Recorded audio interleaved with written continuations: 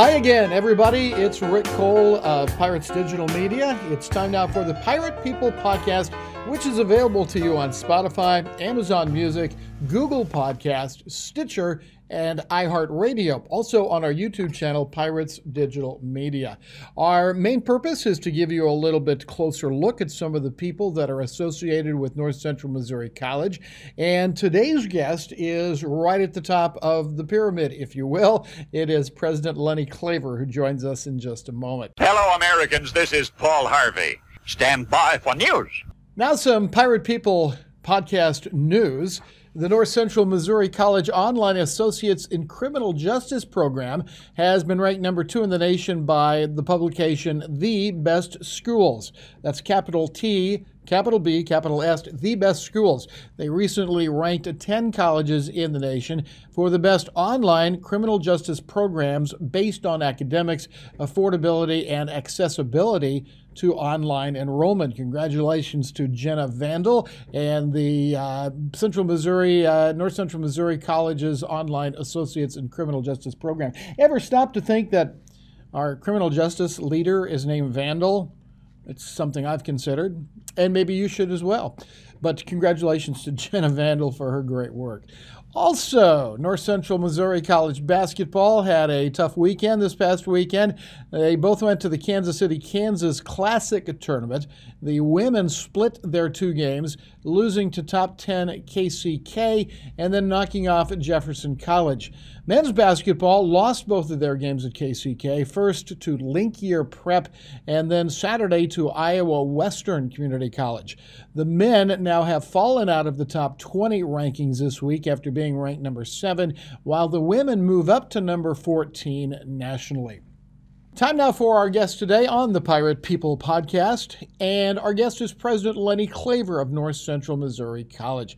He is in his 6th year as NCMC's president. I've known Lenny for about 35 years. It all came about when I sent him an unsolicited letter asking if he needed an assistant baseball coach for his program at Wayne State College in Nebraska. And now here is Lenny Klaver. Welcome to the podcast. It's it's good to have the big man in charge. It's nice to see you, and I know you're busy all the time. But do you have a peak season where you're the busiest? Oh my gosh, Rick! First of all, I'm kind of a big man, physically, and not a big deal by any means, and busy a lot of the time. But directly to your question, there, I would say the busiest times of year are right when school starts. Some reason February gets to be, clogged up with so many different things and different meetings. And then very end of the academic year where we have commencement and all that, get very busy. But there's really not a whole lot of let up. Generally, that happens in July, but for 2 years in a row, that has not happened in July with COVID and all of the dealings we've had with that. So there are times where I feel I'm running on empty a little bit, right. And then the next time something good happens, I get my energy back. And but things are going well here. Really, they are going very well. Outside of everybody wants to increase enrollment. So outside of enrollment, has COVID been the biggest issue you've had to deal with? Well, I don't. That's a very good question because at a lot of places it has been the issue. It has been distracting. It's been something we've dealt with constantly because of not only the lack of information, but then you get the things that have happened because of COVID, like government funding that's available, where the rules seem to change every day. That's been one of the more difficult things, is trying to decide, what we can and what we can't spend our federal money for. COVID has been a distraction, and it's been, everybody in the whole world has lived with it, But I try to make sure that we keep business as usual, and I would say our distraction because of COVID has probably been less than some others. Right. If I'm not wrong, I think one of the issues you had to face at the beginning of this school year was our masking policy and things like that. We decided to not make masking mandatory, but there's been some pressure, not necessarily in Missouri, but other places to do that. What was the whole thought process behind that decision? Well, the thought process there has been is that Northern Missouri, in terms of our population on campus and somewhat in the community and the counties surrounding, we've not had a severe, we've had spikes, but we haven't had severe outbreaks. We're also in a part of the country where personal choice is very big. And I think most of us here at North Central Missouri College feel that way as well. So we've made sure we've got all information out from the CDC and the county health agencies, but we have not had a mask mandate. We have not had a vaccine mandate, and we never will. Right. You know, and as you know, Missouri is one of, I think, 10 or 11 states that's filed a lawsuit against that. You know, I think in this part of the country, and those of us who live here, and the way we live in northern Missouri, personal choice is a big thing, and we've kind of gone with that. We have a few people that are detractors from that and are upset, but I think for the most part, everybody respects that if you want to get vaccinated, get vaccinated. Right. I'm vaccinated. I had COVID. I got vaccinated. So did you. I think so did both of our wives. Yep, right. Yeah. And other people in our family. So I would advocate that if you are my age, or you have another health delimitation like asthma, like my wife, or diabetes or something like that, you get the shots. Right. But I'm certainly never going to make anybody get a shot. And I know there are people that are adamantly against it. I just think that is your choice. I would recommend that people who worry about it get the shot. And if you think you're going to be safe without it, or you've had COVID, and you believe, as many say, we're approaching herd immunity, that no, that's a personal choice. Right, right. It'll be interesting to see how much longer we are in this before it becomes kind of routine. So I'm just. Sometimes I think people have gone to the point where they think that it's over, but it's not over, and I don't know that it'll ever be over. How are you feeling about that? I think maybe our reactions to it are becoming less harsh. Yeah. But yeah, I think it's part of a way of life right now. And if you look to many other, pandemics or flu outbreaks across history, this has been one of the more severe ones. But you go back to, I think it was 1917 where they had the flu outbreak, and other times the bird flu and the swine flu and all that. I mean, disease is part of our world. Yeah. And I think maybe we have been reacting to it a little bit differently now. What we have now that we didn't have back during many of those other times is social media. I was going to say social media, as in podcasts and tweeting and Facebook and Snapchat and TikTok and all of those things. You're instantly in the eye of someone, which means you do have to really watch what you say and watch what you do. So it's I think I've kind of danced around the question a little bit, but yes, it's good. It's changed life a little bit, and but hey, we have to live our lives too. Right. We can't live in fear. How about social media in the life of a college president?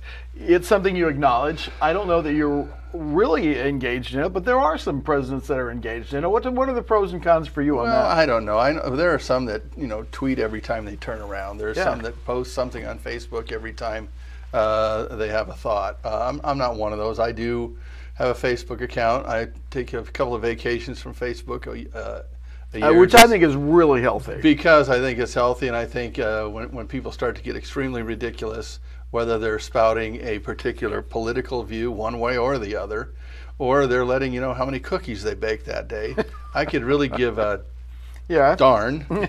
And I just think it's time to do that. On the other hand, it's nice to see when you have relatives from a distance away, see the pictures of the kids and the grandkids, your relatives, hear from them. Most of my contacts have been with former students and former colleagues I've had at other places, going way back to when I started teaching in high school in 1980, all the way through having the friends that I have in Nebraska, Wisconsin, Michigan, and of course here. Right. But I think for me it's more of a hobby. I don't turn to Facebook every time I have a free moment. Some people do. What about I have a Twitter account. I don't tweet. Yeah. I see what some other people do and maybe keep up on some of our Twitter accounts, but I don't do TikTok. I don't do Snapchat. Yeah. None of those are. What about all these great dishes I see you preparing for meals? Well, now that is are on important. Facebook? That is important. It's important. And where are the that- recipes that follow? It's important that the world knows that that Pam and I are both world-class Golly, chefs, I guess. and that I the recipes. Well, quite frankly, for Pam, she follows recipes. I don't. Yeah. I'm a hacker.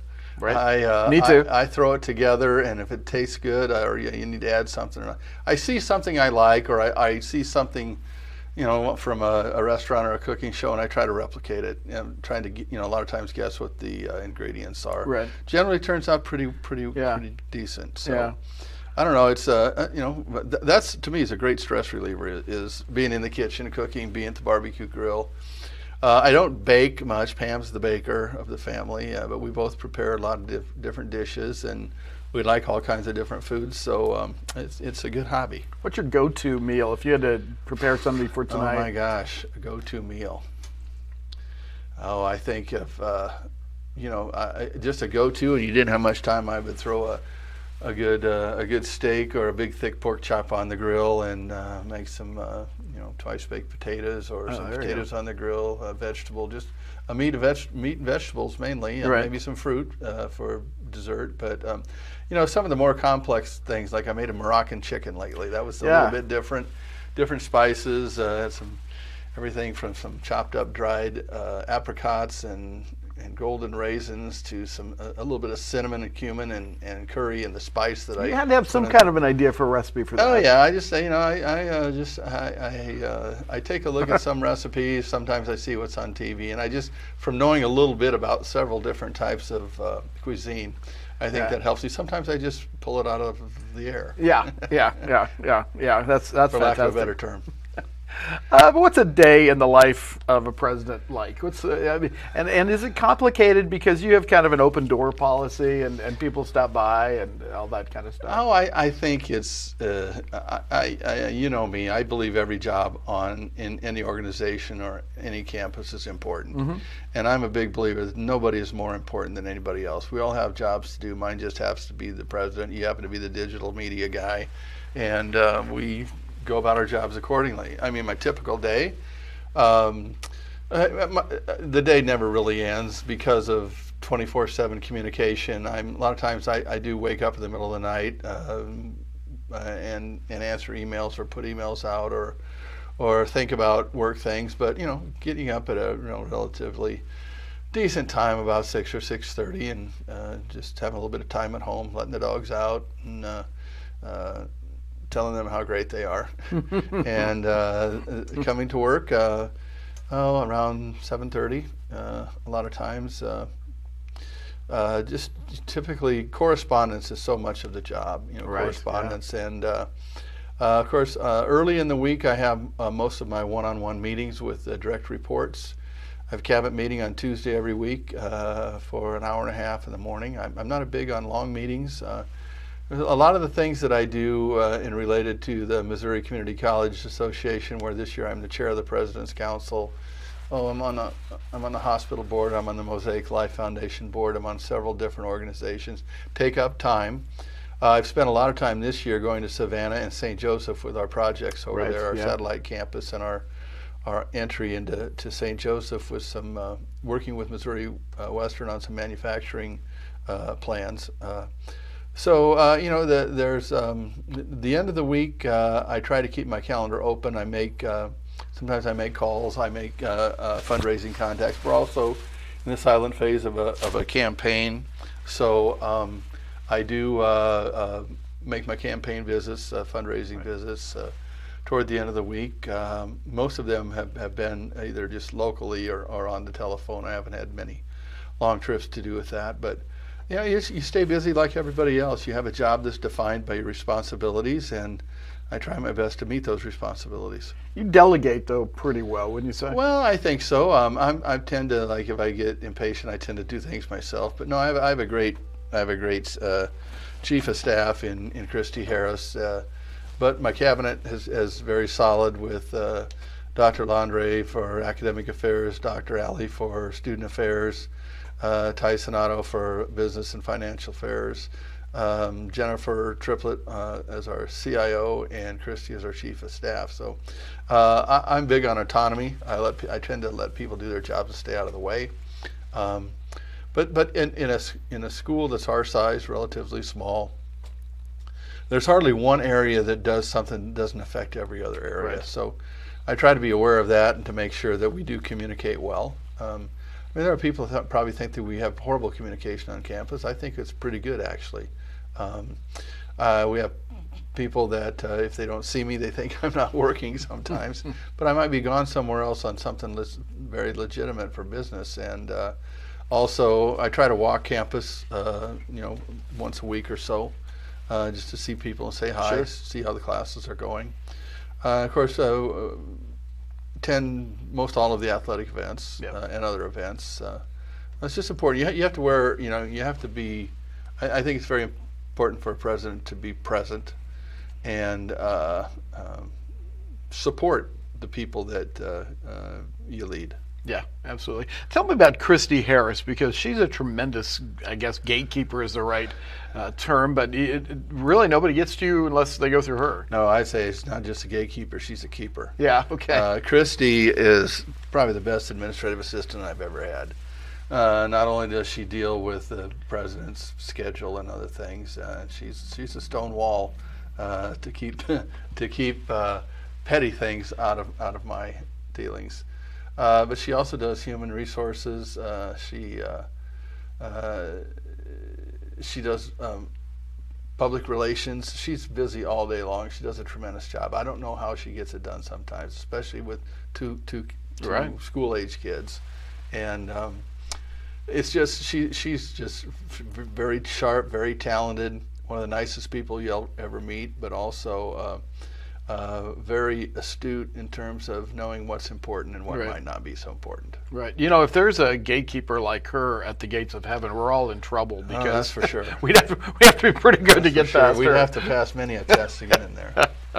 I know when you came here, and it's been 4 years, 5 years now? Yes, I'm in my sixth year. Actually. Sixth year, okay.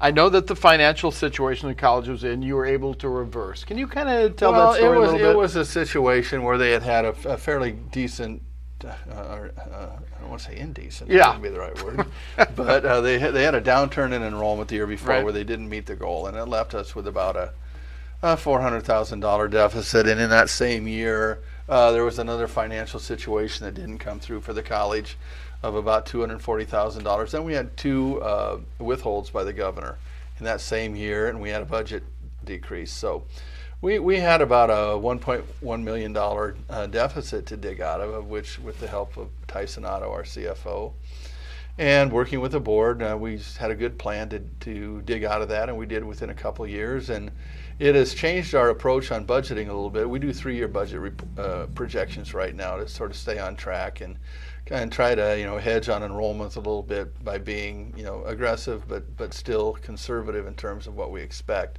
And we have a balanced budget. Our audits are always clean, and it's very important as a public institution to be transparent about your financial dealings, and that you follow all the rules and regulations you need to, so that we can avoid being in trouble with the federal agencies or the state. But it was just something that we had to do. It wasn't rocket science or anything like that, but it certainly was a situation where we had to have a good strategy to dig out of that hole, and we're in good shape. Enrollment is another thing. I think we've had increased enrollment or even enrollment every year you've been here, and that's really unusual in this day and age. Yeah, the exception has been the heavy COVID Yeah. year. We were down that year, but we were down, interestingly enough, not in new freshmen or first-time students. We were in adult students, part-time adult students who were staying home with their kids. Yeah, right. Because the public schools were, having classes from home. So that's sort of an aberration, but this year we were up 5% in credit hours and 4% in head count, which is good. There were 3 of the 12 community colleges who were up in enrollment this year, and we were one of them. Nationally, it's been up and down depending on where you are and how severe the COVID effect has been. But we've survived it pretty well, and enrollment's your lifeblood, no question about that. And as a small college, we have tight budgets. We have several people that do multiple jobs. We have to not only recruit students well, we have to retain them well. So our strategic enrollment management group it consists of admissions and recruiting, advising academics. We use Tara Noah, who is our researcher on data, and we're trying to make sure that we have a good handle on the data, the trends, what's up, what's down. They're in the process right now of doing a full analysis of our fall enrollment report so that we can develop strategies to move forward. I don't know that a lot of people know this, but you went to a junior college just out of high school, right? What was that experience like, and how does it affect you well, now? Actually, Iowa Central Community College, where I got my AA degree. I played basketball there. Probably one of my best college experiences. I wasn't sure what I wanted to do. I was a good student in high school. I was a good athlete. I didn't want to go to a private school that would have didn't have the money for and would have really put my parents' budget in big jeopardy. And I wasn't quite good enough to go to an Iowa State or an Iowa or somewhere like that. But I had the grades to do that. But I wanted to. I was a small high school. Many of the friends that I met there were in a similar situation to me, especially my basketball teammates. We all came from the small schools in the area. We were all the best player on the team, and we had to learn how to work together and bond. And some of the best instruction I had was at the community college. My favorite professor of all time, Bill Evans, a history professor, is the one that inspired me to go into education. And actually, I did teach history in high school for a while, but Bill was a great teacher. Oh gosh, a distant relative, Del Claver, was a marketing and business teacher. Eugene Gray was an English teacher. Bill Babcock in chemistry. Gosh, I could name most of them, and nobody would know who I'm talking about. But they were really good instructors. Yeah. So that really influenced what I thought of community colleges. Of course, then I transferred to a 4-year. After I graduated, I taught in high school for a while, came back to get my master's degree, and as we both know, we spent time together at Wayne State College for several years. I was there 14, I believe it was, and then to University of Wisconsin for 17 years, up to Finlandia University in Northern Michigan for 3. And then this job came open. I didn't, am I boring you with this? No, I like it. I want to hear it. Might be boring the audience. So if you are listening and taking a nap, go back to sleep. I was looking, I had interviewed for a couple of president's jobs. One was in Ohio, probably a couple of months prior to when I applied for this one. Made it as a finalist, didn't get the job. I'd also had been a finalist up in northern Montana. I was talking to one of my friends I maintained contact with who lives in Corydon, Iowa, which is very far away from here. His wife was a teacher at the high school where I was, and her husband Steve and I became friends. And he said, I think Trenton Junior College is open. Of course, by what he knew and I knew at that time, it had been Trenton Junior College, now North Central Missouri College. So I went online and looked, and sure enough, the NCMC president's job's open, and there was one day till the applications were due. So I got my stuff together. I sent it to Vicki Weaver, who was the board secretary at that time. I got it in on time, and I suppose after a couple of weeks after they screened the applications, asked if I wanted to come down, if I was still interested, wanted to come down for a first round interview as a semifinalist, and I said sure. So I did that, and I suppose it was a couple of weeks after that I came down for the finalist interview and was interestingly enough offered the job the day after the interview. So it was. I'm full circle back here to community college. Right. I love it. I believe that the community colleges in this country are the most efficient and most effective at what they do and what they do with their money. I like that we have emphasis on career technical education as well as the AA transfer. I just believe community colleges are at the heart of American education. And it's not junior college as it often was coined. It's a community college. And the jobs that are open, the pay that's available for many 2-year degrees and technical degrees today is just as good as any 4-year degree. But I don't mean to diminish 4-year degrees or graduate degrees. Those are important too. But America needs to work, and this is where that training occurs. Yep. Played basketball in junior college. Yeah, when you went to Wayne State, a 4-year school, you pitched, right? Yeah, I played baseball. You made an athletic career change there. Yeah, I was not exactly Bo Jackson, but I was a 2-sport guy, actually 3 sports in high school. But you didn't play basketball, Wayne, though, did you? No, I didn't. I went to my roommate. Played basketball at Iowa Central and played basketball at Wayne State. And the baseball coach at Wayne State had recruited me in high school, Ron Jones. And so I said, I'm probably, I really miss baseball. I really wish I would have had an opportunity in baseball. So I contacted him and said, I'm not sure if you remember me. He did remember me. He said, yeah, tall, lanky right-hander from, Northeast Hamilton. Yeah. He goes, well, what are you doing? I said, well, I went to Iowa Central and played basketball 2 years, and wondering if you have any open spots on the baseball team. I said, yes. He goes, we can always use pitching. And so I went there. I was on the baseball team as a pitcher. The funny thing is that we were playing pickup basketball. My roommate and I with some of the other guys on the basketball team. The basketball coach asked me, he said, well, why aren't you playing basketball? Yeah. And I said, well, I just don't think I can be a 2-sport athlete here. I'm concerned about getting my degree. So I would have had a chance to play basketball, at least be on the team. But I wanted to focus on baseball and academics. But still those teammates still are good friends as well. Yeah. So I think it taught me one thing. It's important for college students to have a cohort, and that cohort, whether it be a team or a group or an academic major, is very important to the social part of your experience, and having like interests and like pursuits. That I think that's something we try to do here with our whether it's our academic clubs or groups or whatever, ag club. Those things are very important for students staying with it. You end up coaching at Wayne State, baseball, but also women's basketball. And were you in men's assistant for a while? I was men's assistant. I was baseball coach. I came back in 1983 as the head baseball coach, assistant men's basketball coach. I was taking graduate courses, and I taught 9 hours. Crazy. And then the women's basketball coach left next year, gave me an opportunity to have a regular full-time job while I had finished my master's. So I did coach the women's basketball team for 4 years while I continued to coach baseball. Then I coached baseball. It was just a lot to coach 2 sports full-time, recruit full-time around the calendar.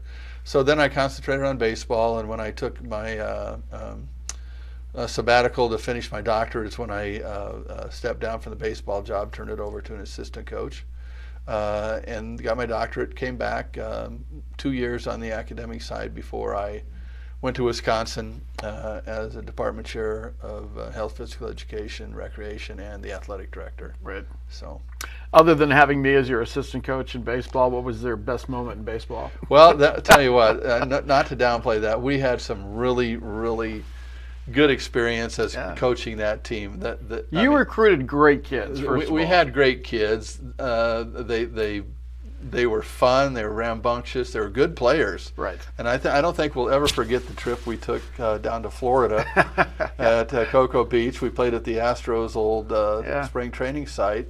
And we have many stories that go with that trip, including some funny things during the games. But we won all 8 games. Yeah. And we just pounded our opponents. We had a very good team. I think that's the year we came back. We beat Nebraska. Yep. Right after that, and so the next year we beat Creighton, another Division I team. And I think when we went to California, we beat I think University of San Diego was a Division I. So we had very good kids, very good teams. But that was it's funny how this happened. That I took the job. I didn't have an assistant coach really. I had a couple of players that were fifth year that done with their eligibility, and then. I don't remember how exactly what it was, but you contacted me and said, do you need an assistant coach? And I said, well, sure. Yeah. So I'd known you'd coach. I was going to volunteer because Wayne State had an academic program I wanted to get into, special education. And then it just worked out well that I was able to find you a pittance of money to pay to be an assistant coach. And I know we spent a lot of time, learning about coaching college kids. You had coached Legion ball at a pretty good level in Nebraska, and we hit it off as colleagues and friends, and now here we are. a few years later. Yeah. You're back in the 35 years ago. Or 35 so. years back Crazy. in the saddle doing digital media here, which has been great for Yeah. our, not just our athletic program, our campus. We've done so much more with digital media. The program's going well. You have, 11 students right now that Right. are working on digital media stuff. And it just shows you that when you make a contact early in your career of somebody you bond with and know their talents, that you can keep that going. And eventually there may be an opportunity to reconnect and work Right. together again. Right. And that's been the case here. Tell me about beating Nebraska. I remember that as being one of the highlights because if I recall right, they were ranked number 12 in Division I. You're right, Rick. And Nebraska had just come off a weekend sweep with Oklahoma at Oklahoma. So the Cornhuskers had beat the Sooners in a 3 or 4 game series on that weekend, and Nebraska was rated highly in NCAA Division I. They had a turf field. They have great facilities. And we went down there, and I think we were at that time we were like 19-3, Yeah. or something to that effect. We'd won a few more games, and we'd won 11-3, I think, since we came back. So we beat Randy Ravy, little left-hander, throws a great game, and we win at Nebraska in the first game. And I know we got pummeled in the second game, but I don't think we cared though. no, we had beat them. We had beat the mighty Huskers, and Coach Sanders for Nebraska was not happy at all.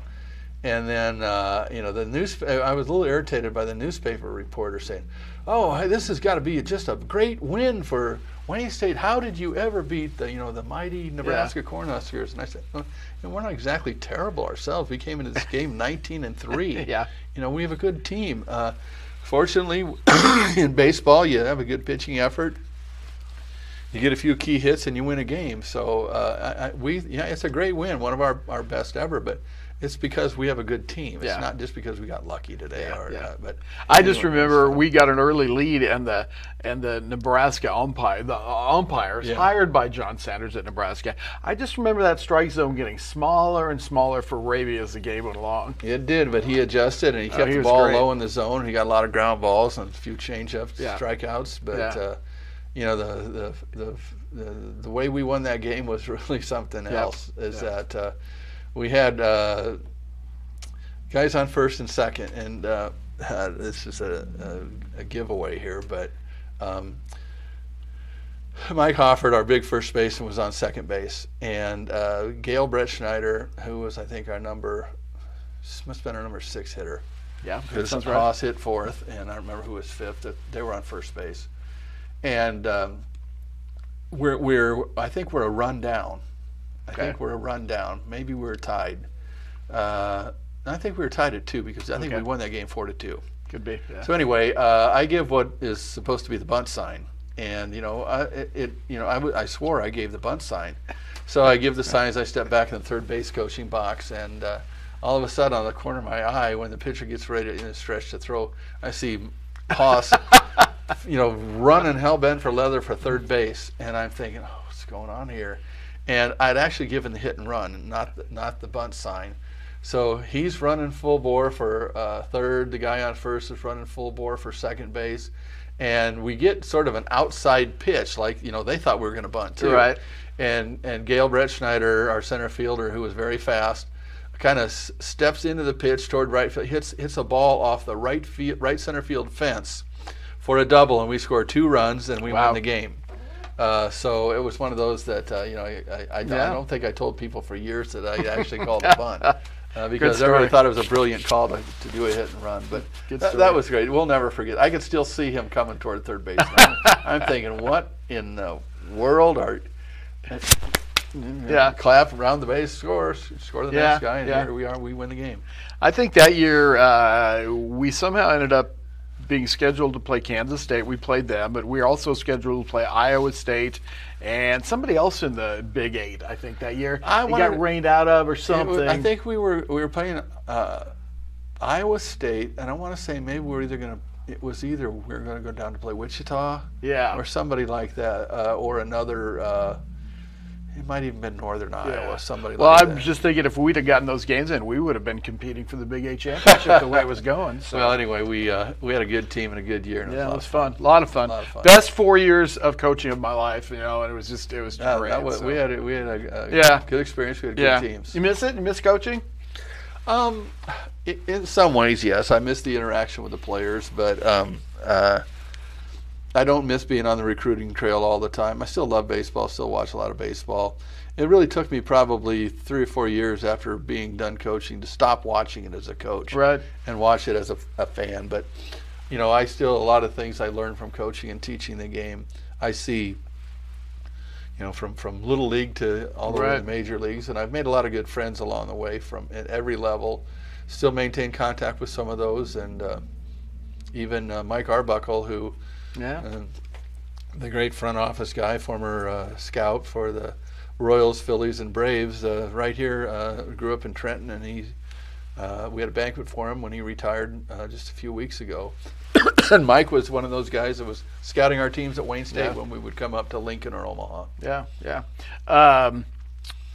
I was going to talk a little bit about your return to coaching, because you had a year at Wisconsin Parkside where you took over their baseball team as an interim coach, right? Yes, we had let's just, without details, called it an unfortunate situation where I had to dismiss. Were you AD then? Yes, I was the athletic director, and I had to dismiss a coach during the spring break. Right. Without going into details, I allowed him to save face a little bit, and he resigned, and I took over. There was nobody else. The assistant coach was a very young guy and wasn't quite ready, although he has gone on to be a very successful coach at Lincoln Land, I think it is. Oh, yeah, okay. Kevin Bowers.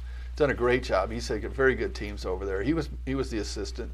So I took over the team and coached the rest of that year, and enjoyed it somewhat. Yeah, we weren't really good, but I remember you told me you were going to do that, and I think you were joking, said come out and coach first base or something. Yeah. And I regret to this day that I didn't do that. oh well, That would have been fun. Yeah. Because to have you and Kevin both as assistant coaches Yeah. would have been great. And like I said, Kevin's done a really good job over there in Illinois with the community college. And, Yeah.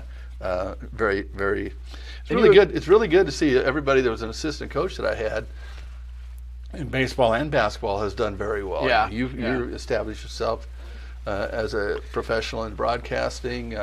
Kevin is a baseball coach. John Manganaro is a baseball coach. Yeah, he did well at Wayne. Paul after Thomas, my assistant coach, women's basketball at Wayne State, went on to win 2 national championships at Cal Poly Pomona, Division II, and now he's the coach at St. Mary's University in California, Division I, where he's had very good teams. Yeah, so. yeah. I was. I had some coaching jobs, but I'm a much better broadcaster than I was a coach. Finally, as we kind of run out of time here, lots of stuff to talk about. We should do a second one of these, but has being president been everything you wanted it to be? Because I know you worked your tail off to get here. Well, thank you. I appreciate that. And yeah, I spent a lot of time as a vice president and hoping to get my shot. And as I said, came close a few times, but it's hard to say. There hasn't been a whole lot unexpected about the job because I've observed other presidents for a long time. My graduate studies were in leadership, but I think you can just when things are good, they're good, but you always have to expect the unexpected. And nobody expects the Spanish Inquisition or COVID. So I think you have to be able to think on your feet. You have to be able, like as a coach, develop a good team, put confidence in those teams, and let them do their job. It helps a lot. And that is the Pirate People podcast for this week. Our thanks to the president of North Central Missouri College, Dr. Lenny Klaver. Well, we're still listening and hearing and taking requests for interesting people to have on this podcast. If you know of someone, or if you're someone that has a great background with North Central and would like to be a guest, all you have to do is let me know. My email is rcole@mail.ncmissouri.edu. I'm pretty easy to find.